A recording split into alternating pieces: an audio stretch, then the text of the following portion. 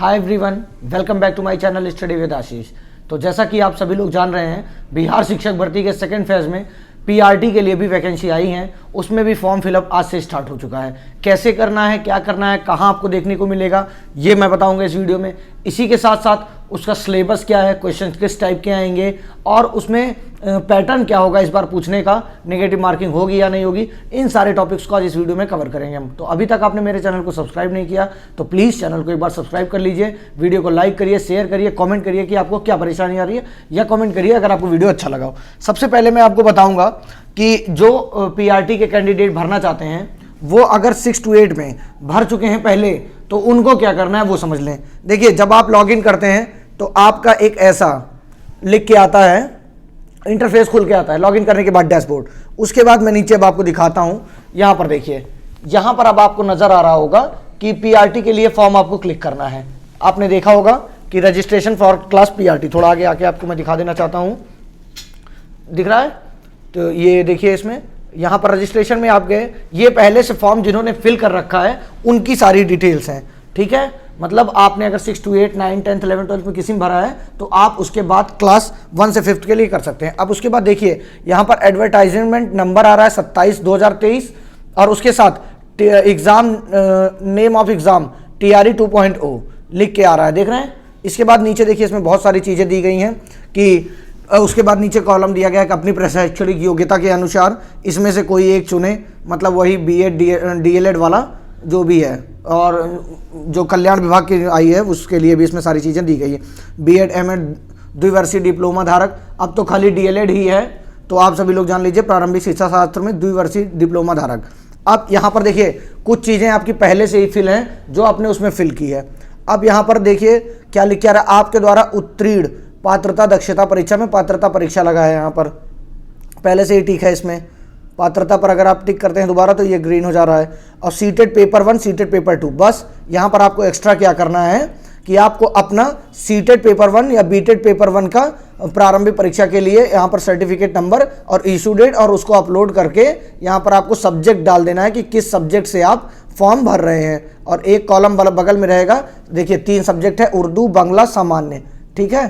तो ये 3 है, इंग्लिश का नहीं दिख रहा है इसमें, तो मान लीजिए सामान्य इधर मैं डाल देता हूं और क्लास 1 से 5 के लिए यहाँ पर टिक लगाना रहेगा। बस इसके बाद डायरेक्ट कोई प्रोसीजर नहीं है, सीधा सीधा सबमिट एप्लीकेशन। मतलब आपका ये एक बार देख लीजिए इंटरफेस आप एकदम पास से, यहाँ पर फिर सबमिट एप्लीकेशन का डायरेक्ट आ जा रहा है। इतनी ही चीज़ें हैं, मतलब टोटल 4 चीज़ें आएंगी जिसमें से सिर्फ आपको सीटेड पेपर 1 पर टिक लगाना है और उसके बाद आपको प्राथमिक विद्यालय में सर्टिफिकेट नंबर, सीटेट का सर्टिफिकेट नंबर और इसके साथ अपना इशू डेट और PDF उसका एक अपलोड कर देना है। मार्कशीट ही अपलोड करिएगा क्योंकि मार्कशीट में ही सीरियल नंबर होता है। तो आई होप पीआरटी के लिए कैसे फॉर्म भरना है ये आप समझ गए होंगे। उसके बाद इसके बाद जब आप नेक्स्ट करेंगे तो आपका पेमेंट का प्रोसेस आ जाएगा। वो सारी चीज़ें मैं एक पूरा प्रोसेस करके आपको समझा दूंगा। उससे पहले हम जो मेन फोकस करते हैं कि क्या ज़रूरत है हमें जानने की, तो उससे पहले हमें जानने की ज़रूरत है कि हमारा सिलेबस इस बार किस तरीके से रहेगा। काफ़ी लोग कंफ्यूज हैं भाग 1, भाग 2, भाग 3 में। तो सबसे पहले ये जानिए कि भाग 1 जो होगा आपका वो 30 नंबर का होगा।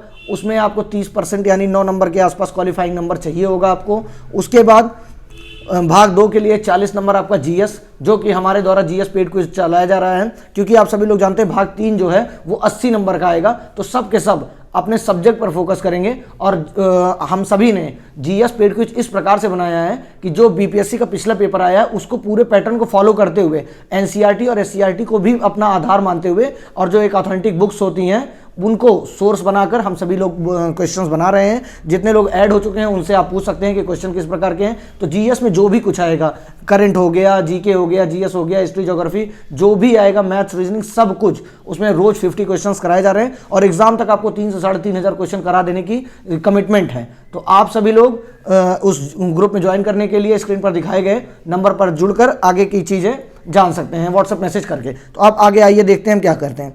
देखिए, यह पत्र 3 भाग में होगा, या जो आपका पेपर होगा 3 भाग में होगा। पहला भाग होगा, दूसरा भाग होगा, 3 भाग। पहले भाग में भाषा आहारता के लिए अंग्रेजी एवं हिंदी, उर्दू, बांग्ला भाषा का व्यवहारिक ज्ञान। इस भाग में आहारतांक कम से कम 30% अनिवार्य है, जैसा मैंने आपको बताया।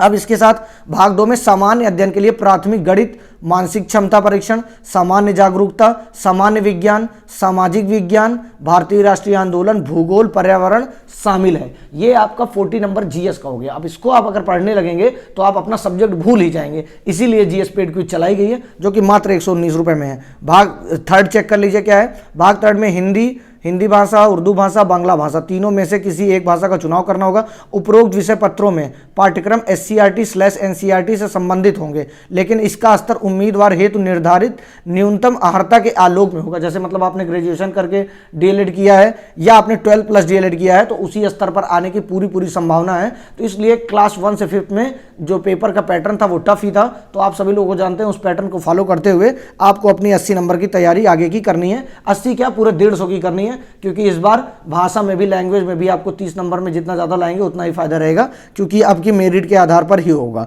अब देखिए यहाँ पर एक चीज़ और मेंशन किया गया है, सामान्य अध्ययन पत्र के पाठ्यक्रम SCRT से संबंधित होंगे, लेकिन इसका स्तर उम्मीदवारों हेतु निर्धारित न्यूनतम अर्हता के आलोक में होगा। मतलब समझ गए, जो सामान्य अध्ययन का पेपर होगा वो SCRT से संबंधित होगा। और लिखित परीक्षा वस्तुनिष्ठ MCQ होगी, नेगेटिव मार्किंग नहीं होगी। निबंधन भुगतान ऑनलाइन करने की तिथि 16 तारीख यानी आज से, और निबंधन भुगतान एवं ऑनलाइन आवेदन करने की अंतिम तिथि 25 तारीख को रहेगी, 25/11 को अविस्तारणी रहेगी। इसके साथ ये सारी चीज़ें बताई गई है इसमें। तो मैंने आपको 2 चीज़ें बताई कि आपको फॉर्म कैसे अपना फिलअप करना है, कहाँ जाके आपको देखने को मिलेगा, इसके बाद फी पेमेंट आ जाएगा। उसके बाद आपको अपने सिलेबस में क्या क्या पढ़ना है, क्योंकि आप सभी लोग जानते हैं कि BPSC तैयारी फेज 1 में पेपर हुआ है। आप उस पेपर को एक बार एनालिसिस करेंगे तो आप खुद समझ जाएंगे कि बिहार लोक सेवा आयोग किस प्रकार के क्वेश्चन पूछेगा। और ये मान के चलिए कि क्वेश्चन में उससे नीचे आने के सवाल नहीं उठते हैं, क्योंकि वो लोक सेवा आयोग ही क्वेश्चन बनाएगा और वो जिस तरह के क्वेश्चन बना रहा है उसी पे एज इट इज बना रहेगा। क्योंकि आप सभी लोग जानते हैं बिहार लोक सेवा आयोग अपने आप को एकदम कठोरता या कह सकते हैं कि गुणवत्तापूर्ण शिक्षा के ऊपर ज़्यादा ध्यान देते हुए क्वेश्चन का लेवल उसी लेवल का बनाएंगे जिस लेवल का TRE 1 में बना हुआ है। तो आप सभी लोग अपनी प्रिपरेशन अच्छे से करिए और दबा के करते रहिए, क्योंकि PRT वालों के लिए तो टाइम ही नहीं है बिल्कुल। और जो सीट्स हैं उनका विवरण मैंने पहले ही दे चुका है। अब 6 to 8 के जो कैंडिडेट्स हैं वो भी अपनी तैयारी करते रहें। GS के लिए सभी लोग जुड़ सकते हैं, बाकी जो सब्जेक्ट के आपके सब हुए हैं उसके लिए आप सभी लोग अपने सब्जेक्ट पर फोकस बना के SCRT NCERT को फॉलो करते हुए पढ़िए, क्योंकि अब तो आपके पास समय ही नहीं है। अब नहीं पढ़ेंगे, अब वैसे फॉर्म बहुत क्रिटिकल है, आप सब बहुत परेशान है, ये मैं समझ सकता हूँ, लेकिन अगर अब भी नहीं पढ़ेंगे आप तो ये मान के चलिए आपका फिर नहीं होना है, क्योंकि ये फॉर्म भरना और वहाँ पहुँचना है सेकेंडरी है, लेकिन आपका जब पेपर तैयार रहेगा जो प्राइमरी चीज़ है उसको फोकस बनाकर रखिए। कल सेमीफाइनल था भारत और इंग्लैंड का, सभी लोग न्यूजीलैंड का, तो सभी लोग उसको जरूर देखे होंगे, तो उससे भी पढ़ाई का नुकसान हुआ है। तो सभी लोग अब अपने पढ़ाई पर जुट जाइए, कुछ भी मत देखिए इधर उधर, सिर्फ और सिर्फ अपने पढ़ाई पर फोकस बनाकर रखिए। और कुछ लेटेस्ट अपडेट पाने के लिए PRT से संबंधित TRE 2.0 से तो डिस्क्रिप्शन में लिंक है या कमेंट में पिन है लिंक, वहां से आप टेलीग्राम चैनल को फॉलो कर सकते हैं, इंस्टाग्राम को फॉलो कर सकते हैं। बाकी और कोई जरूरत होगी तो कमेंट करिएगा, कमेंट को पढ़ के समराइज करके नेक्स्ट वीडियो लाने का प्रयास किया जाएगा। Thank you so much.